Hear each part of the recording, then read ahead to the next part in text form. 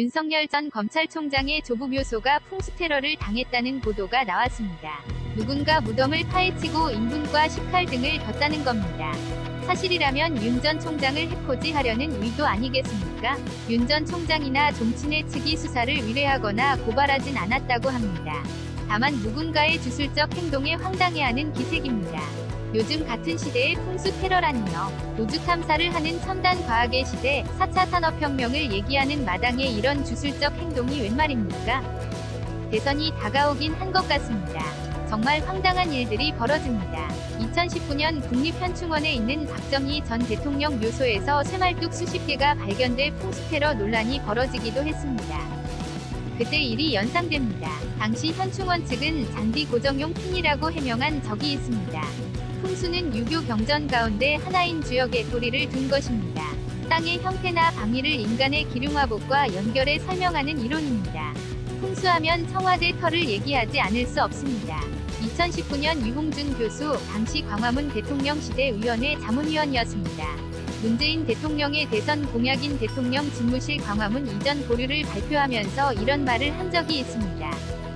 풍수상의 불길한 점을 생각할 적에 청와대를 옮겨야 한다. 유 위원의 이 말에 기자들이 풍수상 불길한 점의 근거가 무엇인가? 라고 물었습니다. 유 교수는 수많은 근거가 있다. 라고 했지만 구체적인 근거는 밝히지 않았습니다. 역대 대통령들이 비극적으로 임기를 마치거나 측근 비리가 터질 때마다 청와대 터가 문제다라는 이야기가 돌았습니다. 청와대 흉지론을 처음 공론화한 이는 풍수 전문가 최창조 전 서울대 교수라고 합니다. 최 교수는 신문 칼럼이나 저서 등을 통해 청와대 터는 살아있는 사람들의 삼터가 아니다. 죽은 영혼들의 영주처이거나 신이 거처다. 이렇게 주장했습니다. 청와대 뒤에 북악산이 바위가 많아 살기가 강하다. 이를 청와대가 온몸으로 막고 있어 좋지 않다. 이렇게 말하는 풍수 전문가들도 있었습니다. 하지만 땅이 무슨 죄가 있냐. 제도가 문제이고 사람이 문제이지라는 반론도 많습니다. 풍수 전문가 최세창 박사는 청와대 풍수논쟁이란 책에서 이렇게 말합니다. 청와대는 기가 센터다. 그 터를 누를 만한 기를 가진 사람이 살아야 한다. 그러나 청와대의 기에 압도되어 정신이 흐려지고 판단력을 잃게 되면 그 사람은 대통령 그릇이 못 된다. 하루빨리 그 자리를 내놓은 것이 본인을 위해서나 국민을 위해서나 좋은 일이다. 맞는 말 같습니다. 풍수는 논리적 과학적으로 입증하기 어렵습니다. 그러나 대선에 나서는 후보 입장에선 만사에 신경 쓰지 않을 수 없습니다. 당연히 풍수지리에도 적잖게 신경을 씁니다. 정두원 전 의원, 한때 이명박 대통령의 측근이었습니다. 이명박 대통령이 대선을 준비하면서 풍수에 상당히 신경을 썼다는 일화를 소개한 적 있습니다.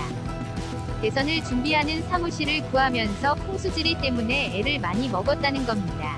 원래 유력하게 거론됐던 사무실은 광화문 동화면세점 건물이었다고 합니다. 그런데 풍수를 잘 아는 분이 북악산에서 봤을 때 오른쪽이라 안 된다고 강력히 주장했다고 합니다. 결국 조계사 인근 빌딩에 사무실을 얻었습니다. 안국포럼입니다. 정 전 의원은 이런 일화를 전하면서 우리나라에서 풍수지리는 종교가 무엇이든 신앙 이상으로 영향을 미치는 것이 분명하다고 했습니다. 풍수지리하면 김대중 전 대통령 얘기를 빼놓을 수 없습니다. 네 번째 대권 도전을 2년여 앞둔 1995년 선친 묘소를 이장했습니다. 김 전 대통령은 당시 전남 신안군 하위도에 있는 부친 묘소와 경기도 포천 모친 묘소를 경기도 용인시로 합장했습니다. 당시 유명한 직관이었던 손석구 씨에게 부탁하여 자리를 잡았다고 합니다. 손석구 씨는 이곳을 하늘에서 신선이 내려오는 명당이라고 소개했다고 합니다. DJ는 거주지도 33년간 살았던 동교동을 떠나 일산의 단독주택으로 이사했습니다. 1997년 김 전 대통령은 대선에서 승리했습니다. 이 때문인지 정치권에서는 한동안 풍수 열풍이 일었습니다. 대권을 꿈꾸는 정치인들은 조상묘를 이장하는 것이 관행처럼 되었습니다. 이회창 전 한나라당 총재도 이런저런 이유로 세 차례나 조상묘를 이장했습니다.